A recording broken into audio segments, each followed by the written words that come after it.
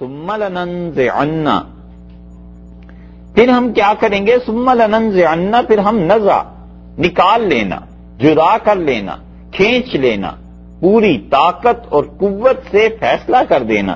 ثم لننزعن، پھر ہم جدا کر دیں گے، من کل شیعۃ، ہر ایک فرقے میں سے، ہر ایک گروہ میں سے. شیعہ کا مطلب یہ ہے کہ گروہ لفظی طور پہ، اور جو آدمی جو گمراہ تھا اپنے آپ کو جس گروہ کی طرف منسوب کرتا تھا، ثم لننزعن من کل شیعۃ، ہر ایک گروہ میں سے لوگوں کو نکالیں گے. کن کن کو نکالیں گے؟ اتنے گروہ ہوں گے، عیسائی ہیں، یہودی ہیں، اور طرح کے عقیدے رکھنے والے ہیں، ہندو ہیں. اس کائنات میں کتنی قومیں گزری ہیں، یہ اشراقی ہیں، فلسفی ہیں، یہ جتنے فرقے، جتنے طبقے ہیں، سب کے سب خدا کے سامنے پیش ہو جائیں گے گھٹنوں کے بل. اور اللہ نے کہا ان میں سے ہر ایک گروہ سے ہم نکالیں گے. کس کو؟ ہے تو یہ سارا ہی گروہ، ہے تو یہ سارا ہی گروہ اللہ کا نافرمان، ہے تو سارا ہی گروہ کافر، عیسائی ہیں، یہودی ہیں، کوئی بھی. اللہ تعالیٰ نے کہا ایہم اشد، ان میں سے کون زیادہ اکڑ والا تھا؟ ایہم اشد علی الرحمن عتیہ، کون ان میں زیادہ سخت آدمی تھا رب کے مقابلے میں؟ عتیہ، اکڑا ہوا تھا. اللہ تعالیٰ کے مقابلے میں ان میں کون زیادہ اکڑا ہوا تھا، اسے پکڑ کر نکال لیں. سب سے پہلے تو حشر ہوگا ان کا، یعنی مار ایسی پڑے گی انہیں کہ ہم کہیں گے، اللہ تعالیٰ نے بتا دیا کہ ہم سب میں گروہوں میں یہ کہیں گے. پہلے تو گروہ حاضر ہو گئے جو بھی گمراہ تھا. اب چھانٹی ہوگی کہ ان میں دیکھو کون کون زیادہ ہمارے معاملے میں اکڑ دکھاتا تھا، کون کون زیادہ دعوے دار تھا. اس کا مطلب یہ ہے کہ ایک تو کفر کی سزا، اور اس کے ساتھ ساتھ کفر کی سزا تو انہیں ملے گی، مگر یہ جو سب سے پہلے چنے جائیں گے یہ ہے کبر کی سزا، یہ غرور کی سزا ہو گئی نا. اس لیے عطیہ کا لفظ جو استعمال فرمایا کہ ان میں کون کون متکبر تھا، کون کون ہمارے معاملے میں زیادہ اکڑتا تھا.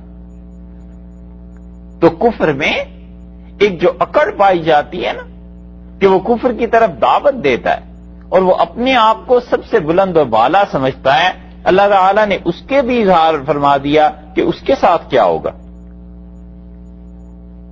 اور ہونا اس کے ساتھ یہ ہے کہ جتنا بھی عذاب ہے خدا کا اس کو پہنچ کر رہے گا. اس لیے ارشاد فرمایا کہ ہم ہر ایک گروہ سے الگ کریں گے، اور پھر پوچھا جائے گا کہ کون تھا، یعنی پوچھا جائے گا، پیش کر دیے جائیں گے. تو ہر ایک گروہ کا سرغنہ جو اللہ کے معاملے میں زیادہ گمراہی کا سبب بنا اور لوگوں کو اس نے زیادہ خراب کیا ہے اللہ کے مقابلے میں. اللہ تعالیٰ نے رحمان کا لفظ استعمال فرمایا ہے، یعنی اس کا مطلب ہے کہ اللہ تعالیٰ اتنی مہربانی اور اتنی رحمت کرنے والا تھا، اس کے باوجود اس انسان کا غرور نہیں ٹوٹا. ایک دن بھی رجوع کر لیتا اللہ سے تو وہ کبر اور غرور ختم ہو جاتا. اسی لیے رسول اللہ صلی اللہ علیہ وسلم سے ام المومنین حضرت عائشہ رضی اللہ عنہا نے عرض کیا کہ اللہ کے رسول، فلاں آدمی اتنا سخی تھا تو کیا قیامت میں اسے اس سخاوت کا نفع ملے گا؟ تو رسول اللہ صلی اللہ علیہ وسلم ایک دن بھی تو اس نے، ایک مرتبہ بھی تو اس نے یہ نہیں کہا کہ میں اللہ پر ایمان لایا اور آخرت کے دن پہ. کیونکہ جب آدمی آخرت کو مانتا ہے تو اس کا مطلب یہ ہے کہ وہ اپنے سر کو جھکاتا ہے. آخرت کو مانتا ہے تو اس کا مطلب یہ ہے کہ وہ آدمی کہیں نہ کہیں اپنے آپ کو سمجھتا ہے کہ میں مسئول ہوں، کہیں جا کر مجھے جواب دینا ہے.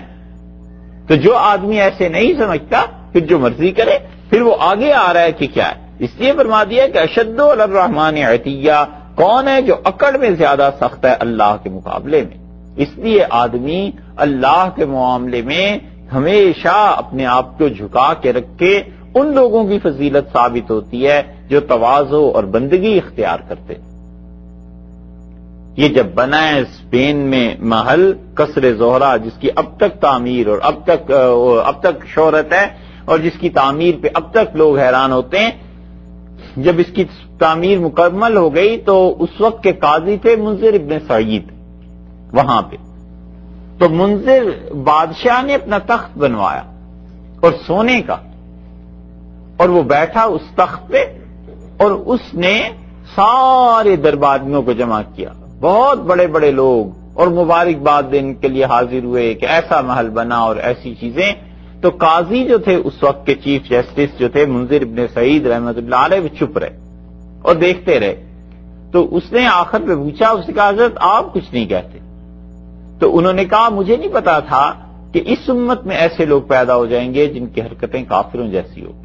سناٹا چھا گیا لوگوں پہ، اور انہوں نے کہا کہ اب تو اس کی خیر نہیں، یہ پتہ نہیں کیا کہنے لگے ہیں. اس نے کہا کیا بات ہے؟ تو کہنے لگے بات یہ ہے کہ اللہ نے فرمایا جو ہمارے ساتھ کفر کرتے ہیں اگر ہم چاہتے تو انہیں اتنا کچھ دے دیتے کہ وہ اپنے